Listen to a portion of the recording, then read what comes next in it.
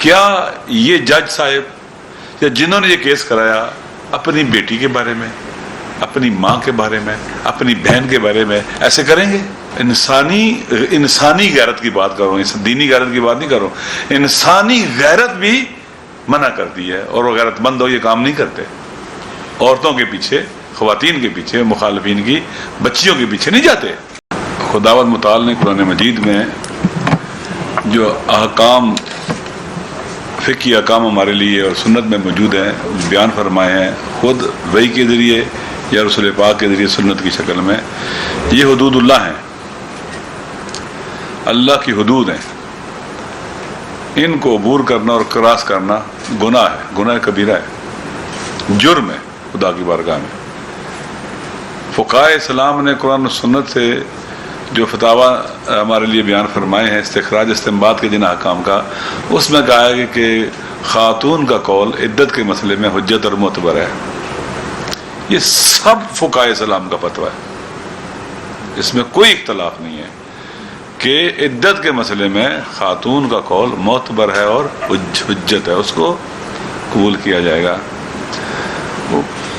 پھر بعض مسائل اجتماعی طور پر بھی بہت حساس ہوتے ہیں، تہذیب اور کلچر کے حوالے سے بھی۔ مشرقی تہذیب بہت زیادہ اس کے اندر خوبصورتیاں ہیں، قدریں ہیں۔ ہمارے ہاں کہا جاتا ہے کہ ماں، بہن، بیٹی سب کی سانجھی ہوتی ہے۔ کیا یہ جج صاحب یا جنہوں نے یہ کیس کرایا اپنی بیٹی کے بارے میں، اپنی ماں کے بارے میں، اپنی بہن کے بارے میں ایسے کریں گے؟ نہیں کریں گے۔ انسانی غیرت کی بات کر رہا ہوں، دینی غیرت کی بات نہیں کر رہا ہوں۔ انسانی غیرت بھی منع کرتی ہے، اور وہ غیرت مند ہو یہ کام نہیں کرتے۔ عورتوں کے پیچھے، خواتین کے پیچھے، مخالفین کی بچیوں کے پیچھے نہیں جاتے۔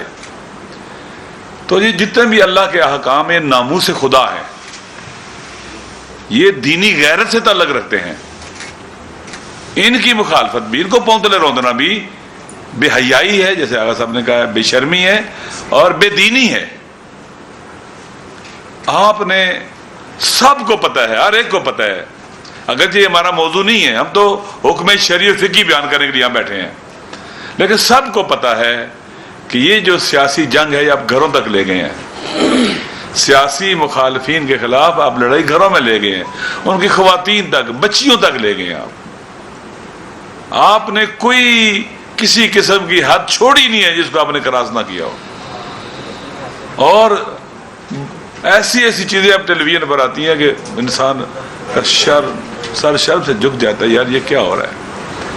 واقعا جو کچھ بشرا بی بی کے ساتھ ہوا ہے، ایک باپردہ باحجاب خاتون ہے،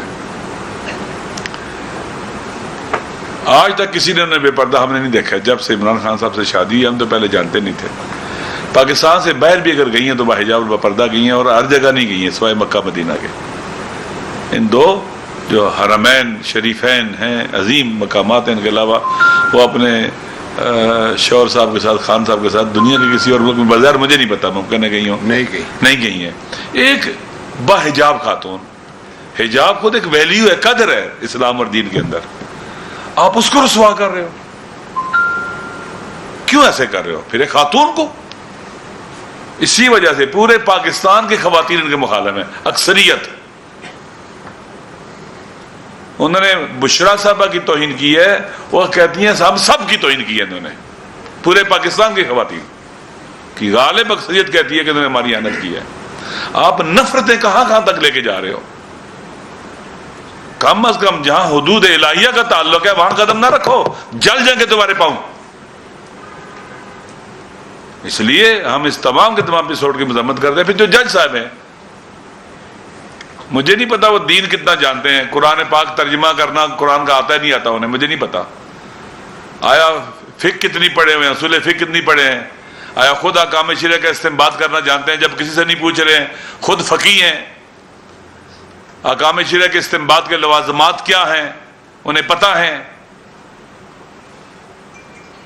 ایک مجھے تو یوں لگتا ہے کہ لاابالی انسان ہے جس نے بھی یہ فیصلہ کیا ہے، میں نہیں جانتا اس کو، لاابالی آدمی ہے، لاپرواہ آدمی ہے، کوئی پرواہ نہیں ہے دین کی، اسلام کی، قرآن کی، خدا کی، اپنے نبی کی بھی پرواہ نہیں ہے صلی اللہ علیہ وآلہ وسلم۔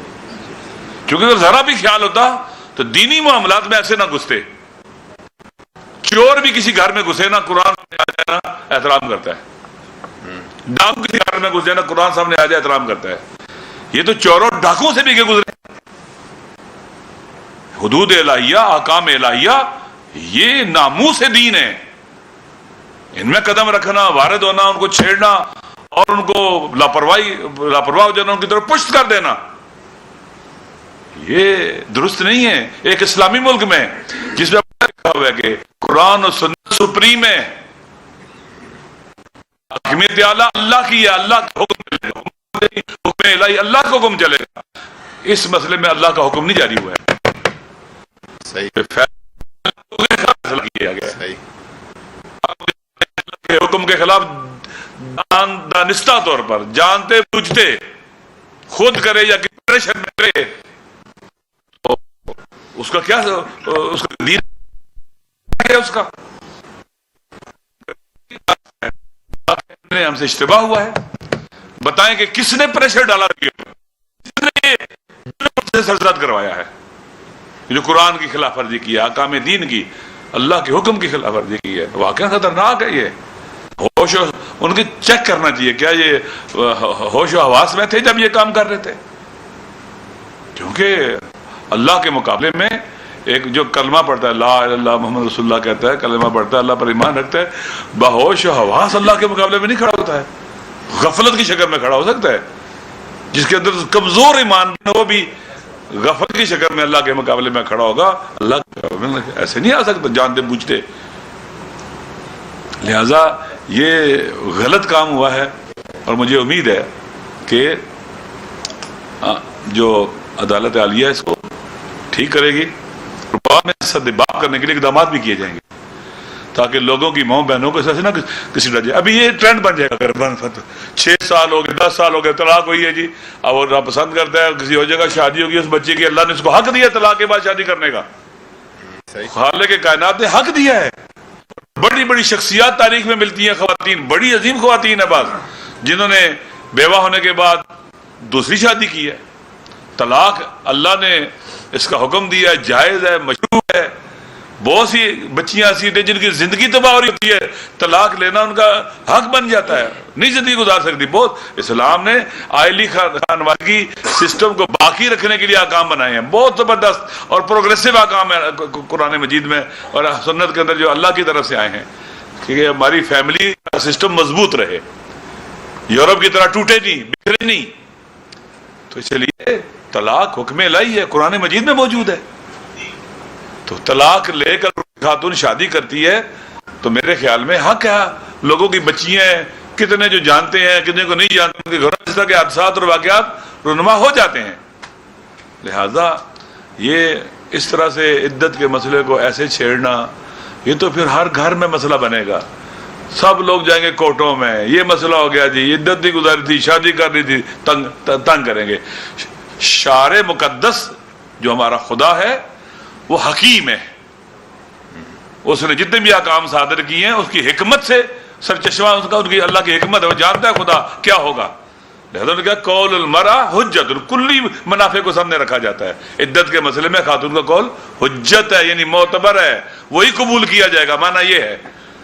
اور پتہ نہیں ہمارے جج صاحب نے کس کا قول معتبر سمجھا ہے اللہ کے حکم کے مقابلے میں. تو پتہ نہیں کس نے کہا ہے کہ ایسے کرو اور اس کی بات کو مان لی، اللہ کی بات کو ٹھکرا دیا، اللہ کے حکم کو ٹھکرایا، قرآن و سنت کو ٹھکرایا اس نے. میں ایک حدیث پڑھ دوں، ترجمہ کر دیتا ہوں کہ جب انسان، ہم کہتے ہیں اللہ کی اطاعت میں، جب انسان جھوٹ بول رہا ہوتا ہے، کس کی اطاعت میں ہوتا ہے؟ اللہ کی اطاعت میں ہوتا ہے؟ شیطان کی اطاعت میں ہوتا ہے. جب جھوٹ بول رہا ہے تو اس وقت مشرک ہوتا ہے.